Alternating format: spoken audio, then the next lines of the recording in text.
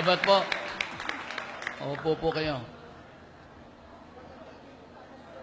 Nandito po yung mga opisyal ng ating gobyerno, mga kabinete. Kaya lang po, i-introduce ko ulit sa inyo dahil marami pong aspeto sa danyos na natanggap ninyo dito galing sa langit at kailangan yung tao na saan yung problema napunta ng departamento niya, alam niya kaagad. And we would like to restore the energy connections. Yung iba 1 month, sabi ko, hindi ako papayag ng ganon. It has to be like something, days lang. Gawin nila. So, nandito po si Secretary Bebot Belio. Ito yung taga-Isabela na peke. Taga-Davao po yan. Ibig sabihin doon tumanda. Secretary Judy Tagiwalo sa Department of Social Welfare and Security. Nandito po dito tayo makaasa ng tulong ng malaki si Secretary Emmanuel Piñol. Ito yung gobernador ng North Cotabato sa matagal na panahon. At nandito po si isang magiting na lalaki, si Secretary Mark Villar. Nandito po isang Ilocano, si Secretary Delphine Lorenzana, Department of Defense. Secretary Pauline Jean Rosel Obial, Department of Health. Nandito po yung pinaka-importanting tao sa lahat. Mas important, pwede na yung presidente, patayin ninyo po, wag ito. Si Secretary Benjamin Jokno sa budget. Siyang yung may sabi kung may pera o wala. At nandito po si Secretary Pernia Saneda. Siya yung magsasabi sa atin kung sa sunod na taon or 2 years after, tayo ba'y lalago, tayo ba'y liligaya sa buhay natin. Ang aking mga amo, nandito po si Governor Faustino D. Sa totoo lang, wala na itong ginawa kung hindi magpasyal sa amin po. Pag wala dito, doon yan sa amin. Nandito po si Vice Governor Antonio Albano.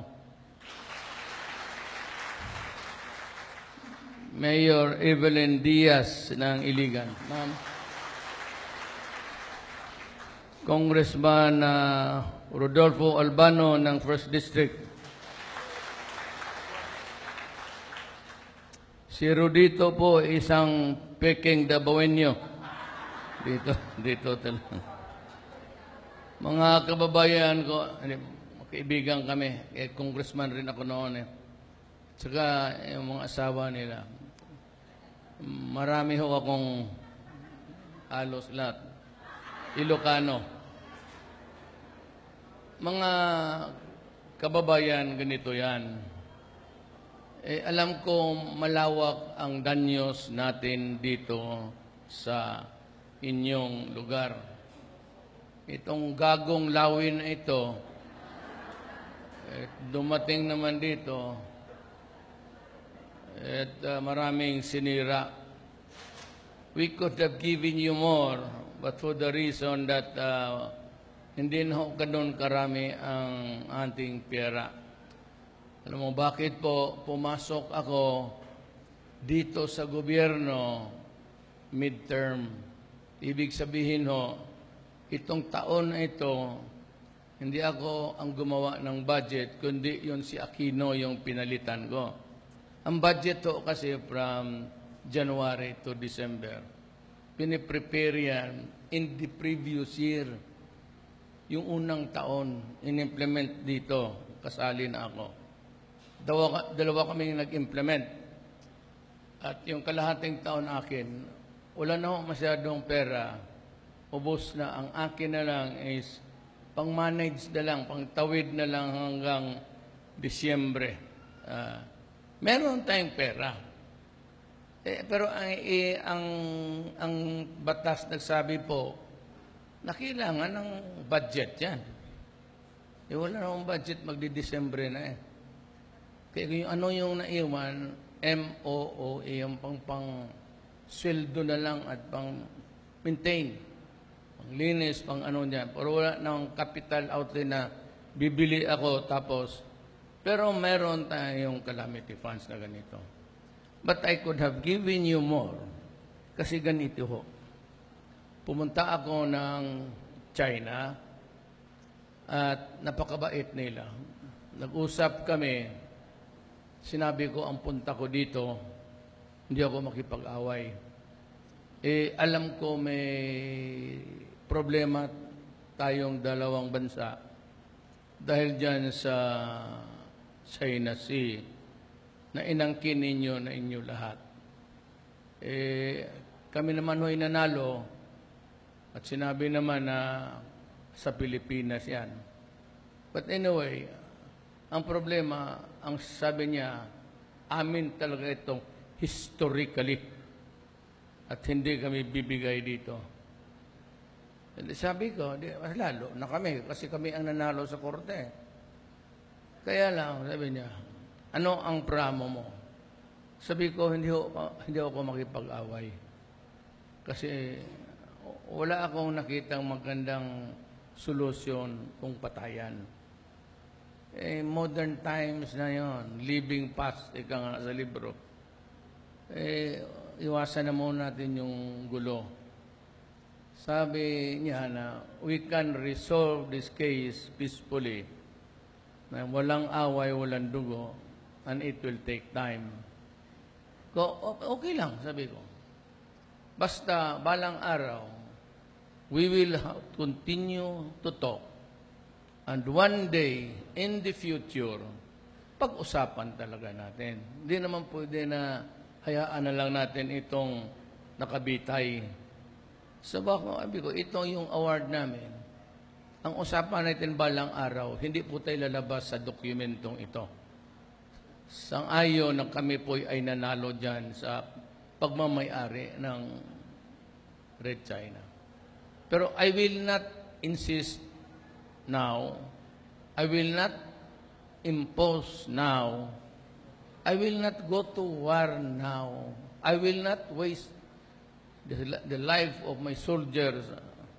Ang laki ho nila. Dalawa lang yung ating jet na nabili sa Korea, yung gawa ng Amerikano. At hindi tayo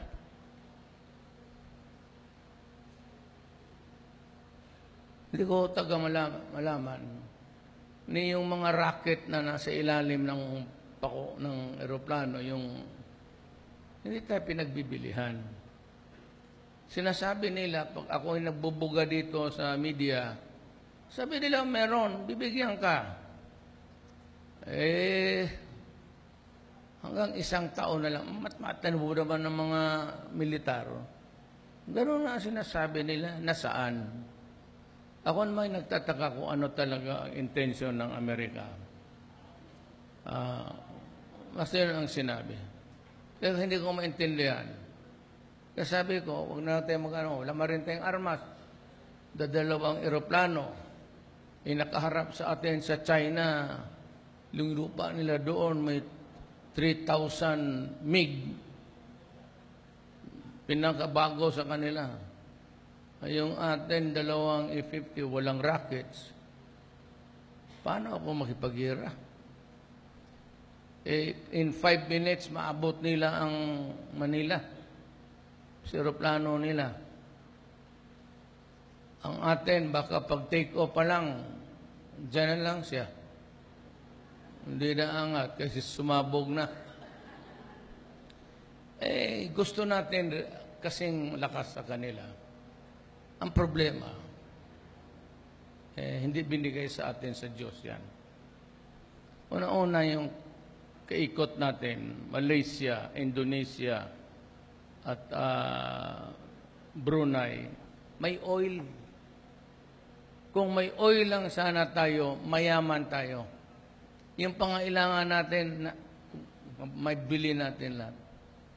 Meron tayong kunting gas yan sa Malampaya, but that is not enough to support a national activity. Sa buhay na ito, basta oras na gumalaw ka, oil talaga yan. That's carbon, hydrocarbon yan eh. Ayun, tumutugtog yan, gumagamit ng ano yan, sigurado ako. Hindi na maandar ng tubig yan. So, ganun ho ang nangyari. So, usap kami. Pero nakakuha kami lahat ng, I do not know if the figure is correct, but I think it is. Lahat-lahat, 24 billion US dollars. So, ang aking sigurado dyan is something like 16. At pang alam ko, pagkwenta namin pag-uwi, aabot ang aking, yung sa gobyerno, yung 24 ho, hindi sa atin lahat yun. May pumunta doon, nandoon yung malalaki. Sila si Gokong We ng Cebu Pacific, si Tessie,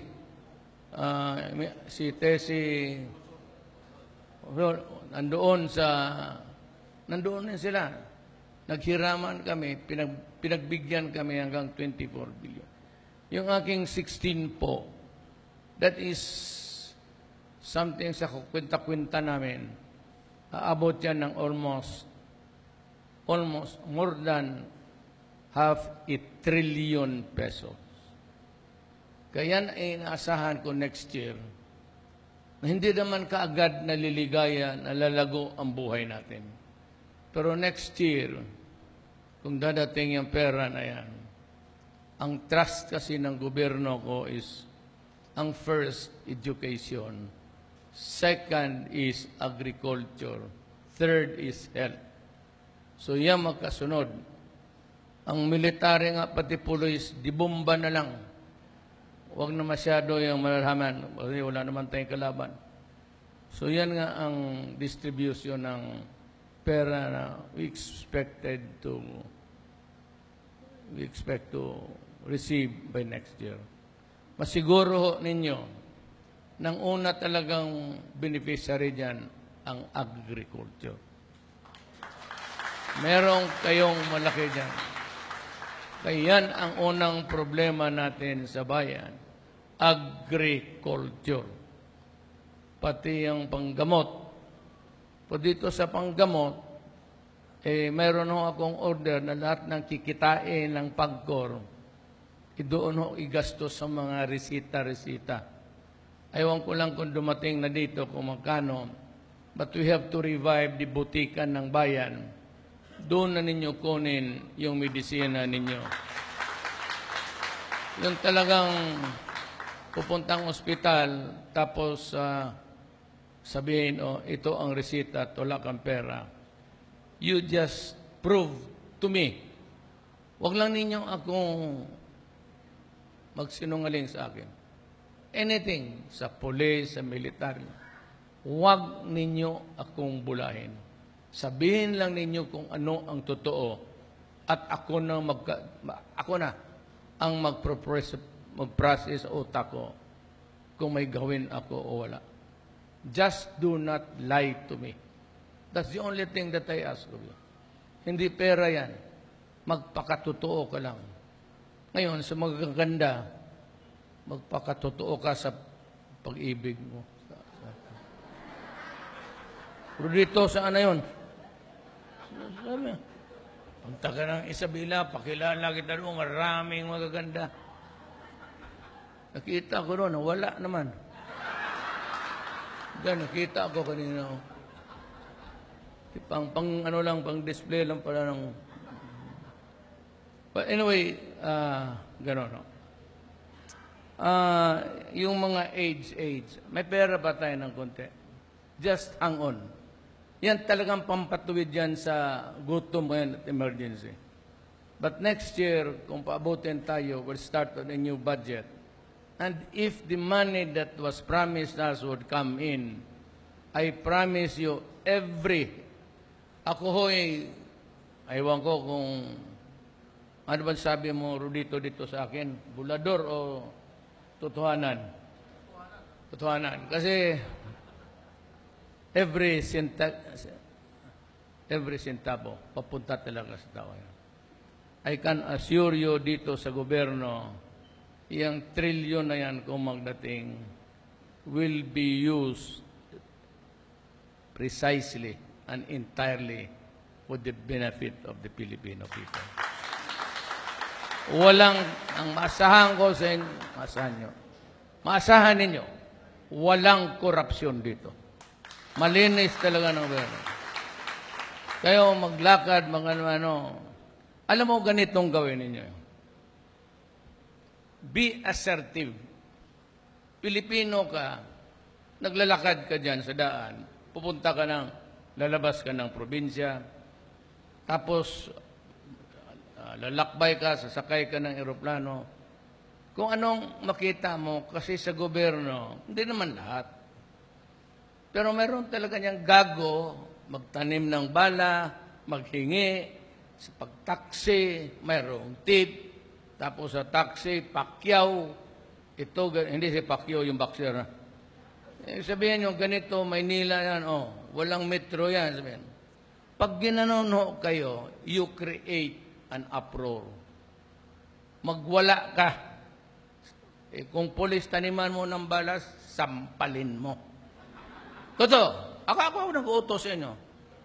Pagka yan ang nangyari, pumunta ka sa akin at ako ang pagdating ng airport, aalis yung mga anak ninyo, ipupunta ng abroad, o ikaw mismo, pagdating dito, kunin yung mga perfume na dalang maliliit. Pag kinuha, hampasin mo ang kamay. Sabi ni Duterte, putang ina mo. Pag nagkamali ka, papatayin kita. Yung mga be assertive. Customs, ganoon, lalo na. BIR, ganoon rin. Pag ang BIR ka, milagyan ka dyan ng tapos, sige, sabihin mo, mahal naman yan, sir.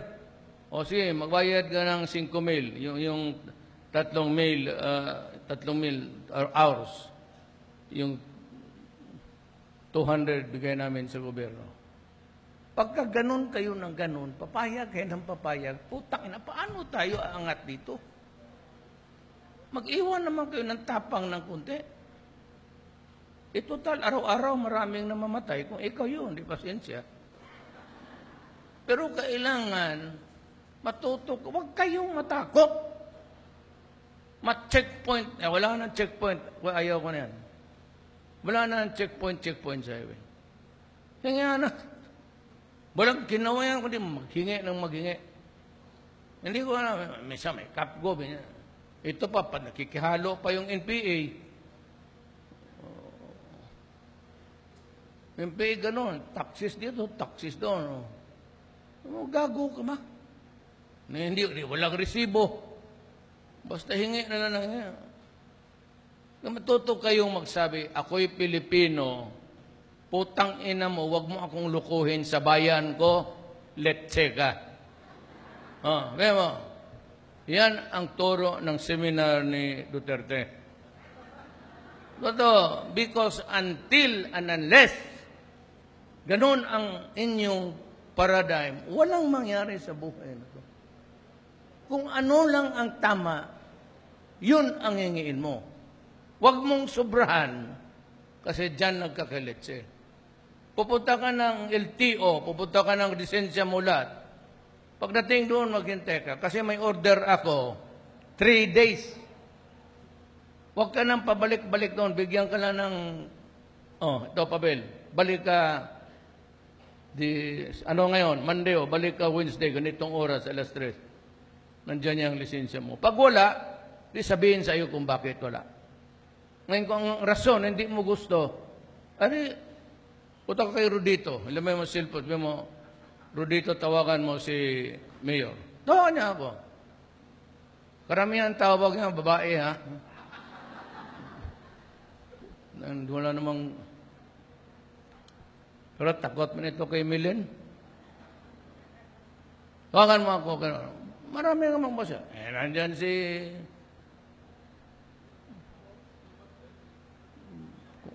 Mayor, si Bebot. Huwag kayong pumayag. Dapat ibahin talaga nyo. Kasi kung hindi nyo ako tulungan, walang mangyari. Tsaka ngayon, sinasabi ko ako na ang nag-uutos sa inyo gawin yan. Ako na mismo ang sabi, be assertive. Sabihin mo lang sa putang ina niya, yun ang tama. Sabi ni Mayor, mag-file kami, bigyan kayo ng listahan, punta ka doon, sir, mag-apply kami ng lisensya. O ito, bigyan ka kaagad. Birth certificate, police clearance, gano'n. Pag nakuha mo lahat yan, bigay mo. Teka lang ng araw, lalabas yan. Pag hindi lang lumabas yan ng 10 taon, huwag ka nang tumawag kay Rodito kasi patay na ako niyan.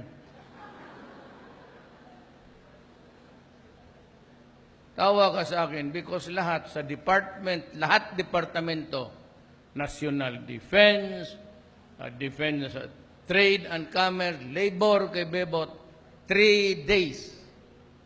Kung ang papeles proseso, 1 month. Lahat ng gobyerno, pati ang mga permit sa local, fire clearance, lahat yan. 3 days. Yung fire clearance, nadidelay yan. Kasi ang fire department, naghahanap pa ng fire extinguisher para bilihin mo, para lumusot yung clearance mo. Kunin mo, buksan mo, sa mukha mo. Sabi ni Duterte. Sabi niya, gawin ko raw. Hanggang hindi kayo magkaroon ng lakas ng loob na kalabanan ang katiwalaan, wala tayo. Alam mo ho, Bebot Belio, ang kwarto niya kaharap sa kwarto ko sa dormitoryo. Ang ka-roommate niya si Dulay, isa ring Ilocano, Billy. Kabarkada, magkabarkada kasi ka-roommate eh. Ang ka-roommate ko dito sa aking kwarto si Yasay, yung foreign secretary. Kung mag-English, akala mo si Obama.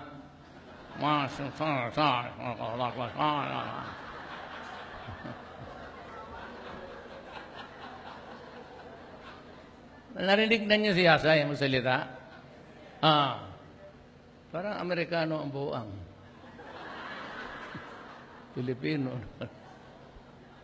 Kaya magkaka-roommate lang kami. Pati yung mga tao na kilala ko, probinsyano ako. Matagal si Bebot sa Davao kasi ang asawa niya, anak ni Mayor Santos. Makakilala na kami sa dormitoryo. Makakilala pa kami nung sa trabaho. At hanggang ngayon, nagsama kami. Yung anak niya, kasama namin sa partido. Doon sa Davao. Kapag asawa rin ng taga Davao. So, ang Isabela pati Davao, malapit lang. Meron namang cellphone ngayon. Bakit hindi inyo magamit-gamit para sa kapakanan ninyo? Ayaw ko talaga ng katiwalaan. Ayaw ko yung opresyon. So, ganito, pagka dumating yung aid, at sana na I'm sure it's coming our way. Binibilisan yan. There will be distribution. Ganito kasi yan eh. May bahay ako. Kayong lahat anak ko. Ngayon, ang kita ko sa aking bayan, kasi wala naman tayong pinagbibili ng mga barko, mga bala, mga aircraft carrier. Ang atin, tanim lang, simpleng pamumuhay. Ito lang yung pera ko. Magsabi ka tayo, magbili tayo ng sakyan. Sabihin ko siya, nak, wala man tayong pera. Pero mag-utang tayo. Magbili tayo ng truck, pero bayaran natin yan dahan-dahan. Ganun ang ating bayan. Nak, tinawag ako ng China, may regalo daw sila sa atin. So, pupunta ako doon, magipag-usap. O, Mayor, mahirap ang bahay mo. Ganito, ito, may loan kami. ito may ibigay namin grant. Nagmamadali, magandang loob na lang. At ako, wag ho kayong ang lolo ko po ay Chinese. In check talaga. Ang lola ko, Maranao, sa mother side.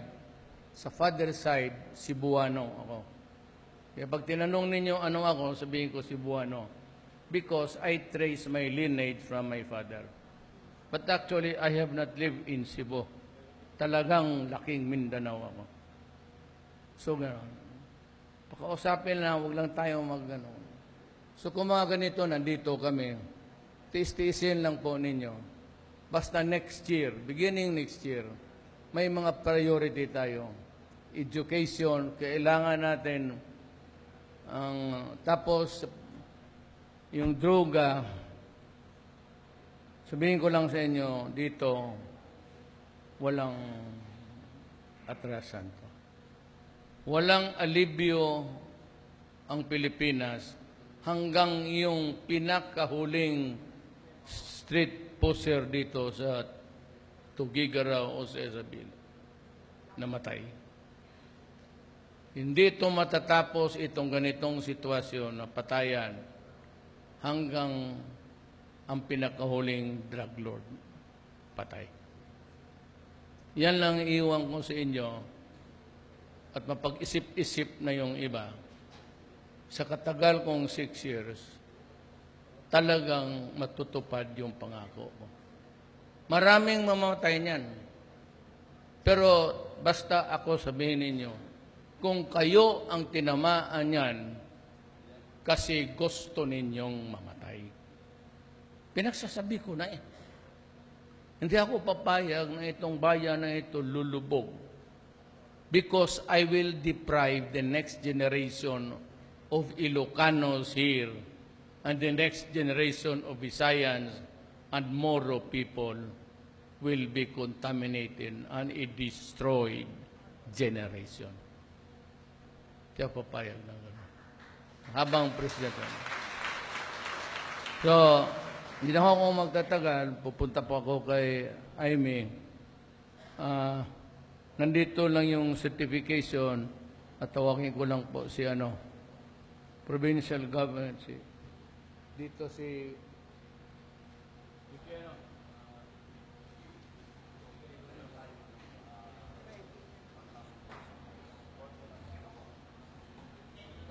yun, 1,000 bucks of rice. Ito part of the assistance to mitigate the seeds. Seeds, 24,000 seeds. 37 million yan. 37 million yung sa seeds.